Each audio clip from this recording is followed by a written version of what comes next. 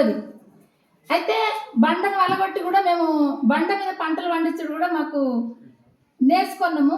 అరణ్య సంస్థ నుంచి పర్మకల్చర్లో మేము ఒక చెట్టు కట్టి సార్ మాకు నేర్పించిన వైవిధ్యం మనం నేర్చుకున్నాము. అయితే ఆ భూమిలో పంట పండినప్పుడు మాకు బాగా ధైర్యం వచ్చి చాలా రకాలతో మేము పంట పండిన భూమి అని పడేసిన భూములలో కూడా మా బిడకన్న గ్రామంలో చాలా రకాల పంటలు పండించుకుంటున్నాము. మేము ఒక 500 మందికి కూడా మేము పెద్దోళ్ళకు కూడా అందియగలుగుతున్నాము. మా రైతుల దగ్గర ఏముంటుంది తెలివి అంటే చేసేది ఒకటి తపన ఉంటుంది. చేతం చేతం చేతం అనేది ఒకటి ఉంటుంది, కానీ ఇతనం అనగా మనము ఒక జీవితం.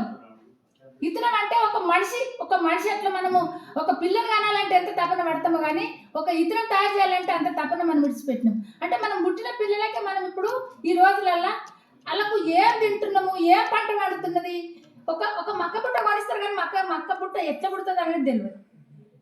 ఒక ప్యాషన్ పుట్టు జ్యూస్ తాగుతున్నారు కదా, కానీ ప్యాషన్ పుట్టు చెట్టు ఎట్లా అవుతుందో కూడా తెలియకొచ్చింది.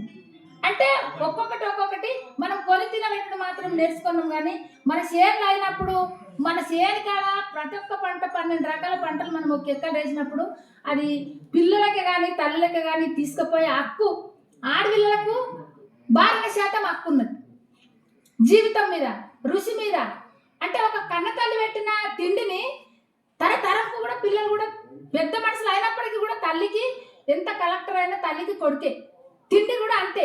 భూతాలు ఇచ్చిన తిండిని మనము మర్చిపోయి ఇప్పుడు పిల్లలకి ఏం పెడుతున్నాం అనేది ఒక్కసారి అందరు గమనించండి సార్. చిన్న రైతులం మేము. ఎందుకంటే మా దగ్గర డబ్బు లేకపోయిందన్నా కానీ బండ మీద పంట పండించుకొని 1000 మందికి చూపించగలుగుతున్నాము, 1000 మందికి ఇవ్వగలుగుతున్నాము.